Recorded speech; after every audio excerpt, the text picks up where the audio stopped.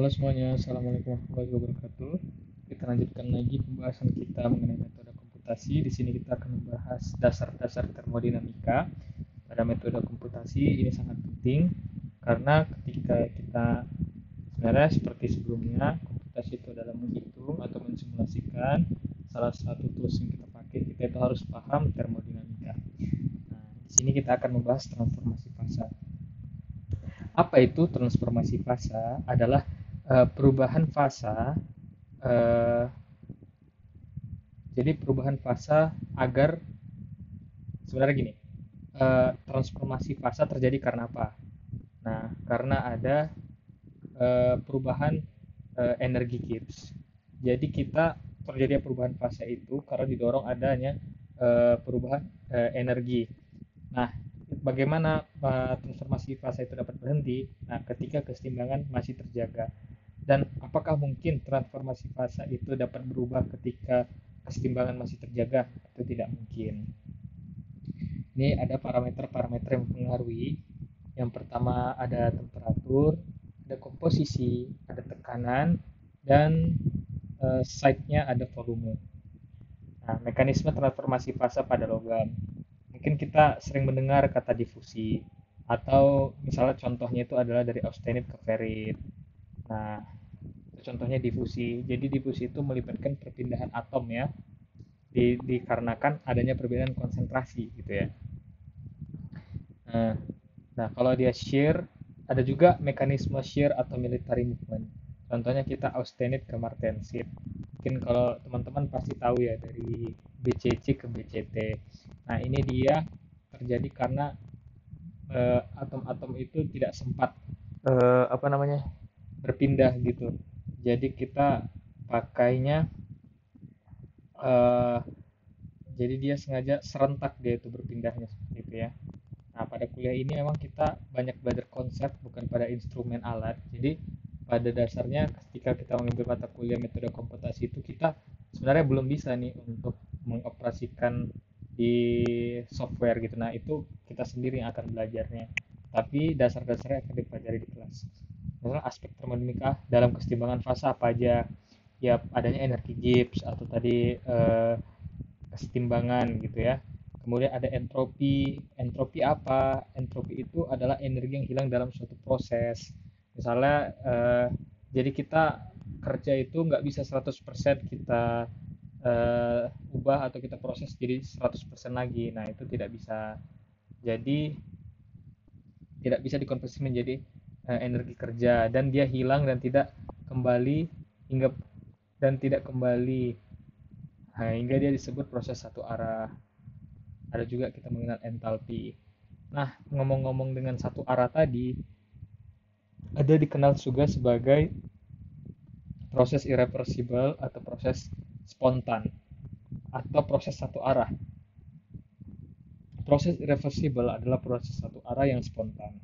Contohnya apa? Korosi. Kita udah bikin nih, kita olah dari biji besi, kita olah jadi profil-profil besi yang akhirnya misalnya kita bikin jadi tiang-tiang. Nah, itu terkena korosi. Nah, berarti secara logikanya energi yang kesetimbangan energi itu tercapai ketika dia dikorosi. Nah, itulah kita pentingnya tadi belajar mengenai termodinamika tadi. Contohnya apa lagi? Proses satu arah. Misalnya perubahan kayu jadi arang. Misalnya teh mendingin, kita kan nggak bisa membuat teh itu tetap panas dalam kondisi lingkungannya, misalnya nggak di termos atau misalnya yang di lingkungan terbuka ya nggak bisa. Contohnya ledakan juga nggak bisa gitu. Jadi dia proses satu arah dan tidak bisa kembali lagi. Jadi ngomong-ngomong tadi, difusi termasuk irreversible atau reversible ya? Tentunya irreversible karena dia spontan aja dia. Ketika ada dia konsentrasi yang berubah, maka dia terjadi difusi dan itu spontan, dia nggak butuh energi dari lingkungan. Dan bagaimana difusi itu dapat berhenti ketika dia setimbang atau konsentrasi sudah setimbang atau sama tinggi konsentrasinya. Kenapa gagang pintu dari logam dingin? Atau kita biasanya kan ketika cuaca panas kita kayak misalnya karena kondisi umumnya ya, misalnya dari ruangan. Biasa gagang pintu dari logam itu lebih dingin daripada misalnya kita pegang kayu gitu kan. Karena itu dia konduktor yang baik. Jadi panas dari lingkungan segera disebarkan pada handle pintu sehingga terasa lebih dingin dia. Dan bahkan ketika dia di lingkungan yang terpapar misalnya sinar matahari, dia terasa lebih lebih panas karena dia menyerap gitu kan dari lingkungan, terus terjadi di handle-nya aja gitu. Nah, ketika kita pegang gagangnya tadi itu, ketika energi pada gagang itu besar, akan disalurkan ke tangan kita yang eh, lebih dingin dibandingkan gagang pintu tadi, karena kan kita mengenal proses konduksi. Dan proses konduksi itu adalah proses irreversible. Jadi dia spontan dan selesai ketika setimbangan temperatur sudah tercapai gitu. Ini adalah parameter pertumbuhan butir pada baja. Misalnya kita kan dipengaruhi oleh temperatur dan bagaimana itu dipengaruhinya. Jadi pertumbuhan butir atau butir membesar. Nah, ini terjadi proses difusi. Nah, difusi itu kan membutuhkan waktu dan energi. Nah, ketika dia temperaturnya ditinggiin atau dinaikkan, maka mudah terjadi saat pemanasan dilakukan. Nah, gitu ya, ingat ya. Jadi parameter pertumbuhan butir salah satunya adalah temperatur. Kenapa? Karena kan pertumbuhan butir itu adalah proses difusi, dan difusi itu membutuhkan energi dan waktu. Kita berarti butuh energi yang lebih. Energi yang lebih itu didapat dari mana? Dari temperatur tadi. Makanya dia lebih cepat tercapai ya pertumbuhan butir tadi ketika temperaturnya dinaikkan. Dalam sistem termodinamika. Dalam komputasi material, sistem material dievaluasi oleh sistem keseimbangan termodinamika. Ingat ya, simulasi pertumbuhan butir pada baja adalah sistem termodinamika yang mana? Misalnya temperatur, berarti konduksi. Simulasi transformasi fase Austenit-Feret pada baja sistem termodinamika mana? Berarti dia difusi. Simulasi keseimbangan fase-fase dalam komposisi sistem termodinamika mana? Berarti dia ini ya, kurang tahu. Nah, ini nanti kita akan belajar. Nah, transformasi fase pada JOSN sistem termodinamika mana? Nah, oke. Itu ada pertanyaan-pertanyaan mungkin setelah kelas ini kita dapat menjawabnya. Jadi pengaruh kurva dan tekanan pada equilibrium pada dua fasa, pengaruh terhadap keseimbangan fasa. Jadi partikel morfologi tertentu ada tekanan internal. Nah, berbanding terbalik dengan ukuran partikel. Ketika partikel makin kecil, maka tekanan internal makin besar. Ketika partikelnya besar, tekanan internal makin kecil. Tekanan hidrostatik dan curvature induced pressure. Curvature induced pressure atau interfacial energy dari curve interface antara presipitat dan matrix berpengaruh pada keseimbangan fasa presipitat dan pengaruh signifikan pada radius presipitat yang sangat kecil atau beberapa nanometer atau kurang. Oswald ripening atau grain precipitate coarsening. Half spare, interfacial tension, pressure, force inside spare. Misalnya perbedaan tekanan antara precipitat dan matriks sekelilingnya. Ingat, ini ada P tekanan, ini ada interfacial tension, di sini ada rho atau jari-jari partikel. Ketika dia rho-nya kecil maka tekanannya tinggi. Ketika rho-nya tinggi maka tekanannya rendah. Berarti rho itu kan jari-jari partikel. Ketika rho-nya besar berarti partikelnya besar lah, itu intinya.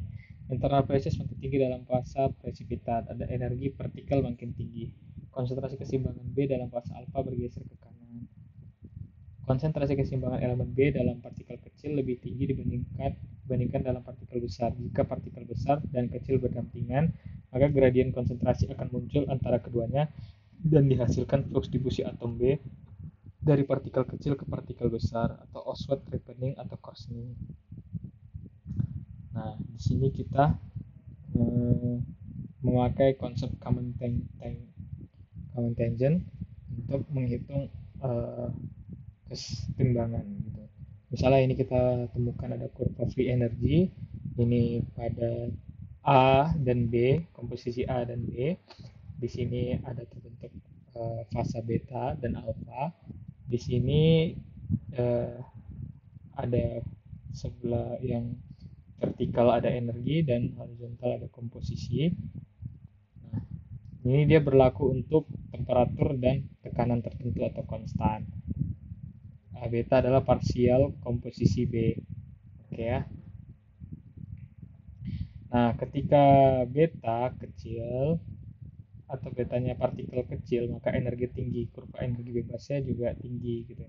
Ketika beta besar atau partikel besar, energinya rendah, maka kurva energi bebasnya rendah gitu ya. Didapatkan daerah kesetimbangan yang dibatasi titik common tangent dari kedua kurva gitu ya. Maka kurva free energy didapatkan dari daerah kesetimbangannya ya. Nah, contohnya ini kita bagaimana cara mendapatkannya kita akan membahas. Misalnya kurva parabola itu jika diturunkan jadi persamaan kuadrat, jika diturunkan lagi adalah garis singgung linear. Diturunkan pada persamaan kurva tersebut pada sumbu X. Nah, cara mencari persamaan garis singgung dari dua kurva free energy alpha dan beta adalah yang pertama, energi paling rendah free energy dari alpha dan beta. Kemudian tadi persamaan alpha dan beta diturunkan terhadap konsentrasi komposisi atau kita diferensiasikan, kemudian kita sama dengankan, kita dapat kurva common tangent. Pada partikel kecil yang komposisinya pada partikel yang kecil, komposisi kesetimbangannya lebih tinggi dibandingkan yang besar. Udah kita bahas ya tadi, sehingga terjadi difusi dari partikel kecil. Nah, ketika dia dari partikel kecil, maka dia yang kecil akan makin kecil, akan hilang. Yang kecil tadi berdifusi ke yang partikel besar. Makanya lama-lama dia yang partikel kecil akan menghilang. Nah, atau kita sebut dengan coarsening. Ini adalah persamaan solution termodinamik.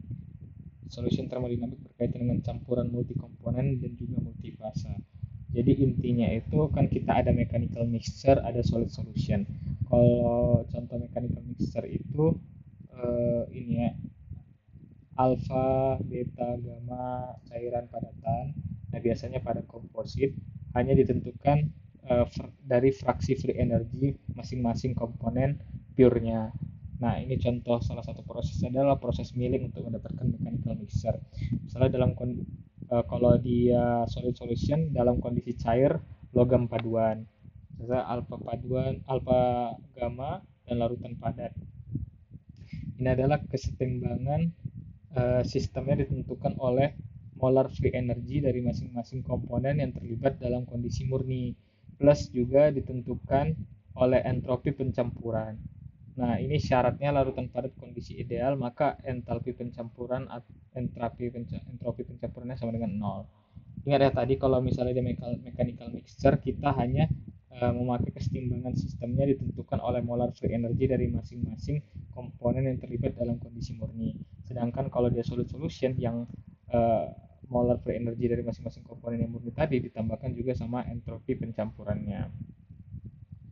Nah, misalnya Fe pelarut, karbon terlarut. Kita biasanya kan mengenal kata perlarut dan terlarut. Ingat aja kalau yang terlarut itu biasanya komposisinya lebih sedikit dibandingkan pelarut. Misalnya apakah alfa dan beta larutan padat ideal? Enggak. Ya, karena syarat dia disebut ideal itu adalah ini rantainya sama, ikatan mirip, sama ukuran atom mirip. Nah, berarti kalau misalnya ditanya alfa dan beta itu ideal enggak, berarti jawabannya belum ideal. Tidak ideal karena jari-jari atom Fe dan C berbeda jauh. Karena kan kita tahu karbon itu interstisi kan di antara atom-atom Fe.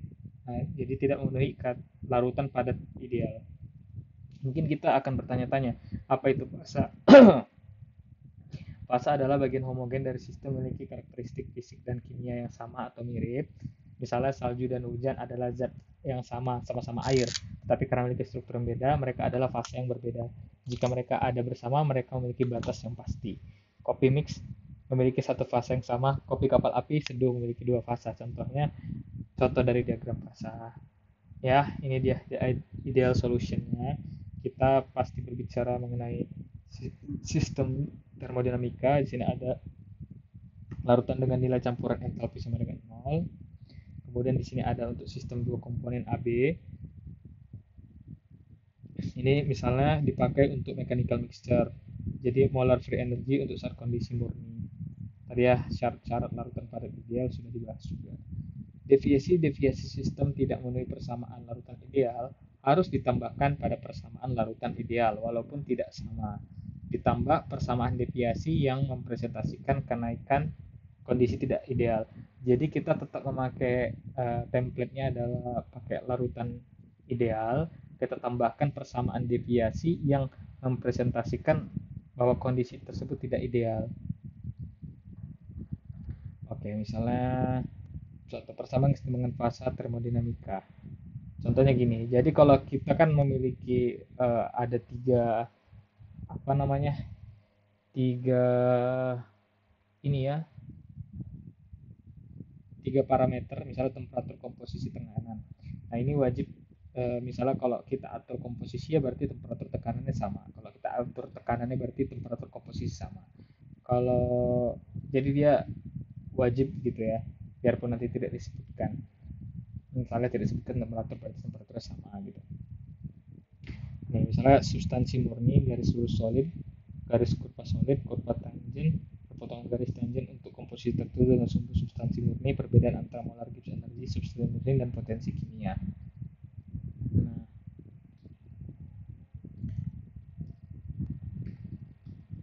Nah, ketika kita lihat energi Gibbs pada komposisi 0,3 B lebih di atas, kalau yang Gibbs energi dari B karena 0,3 B ada di bawah, begitu ya.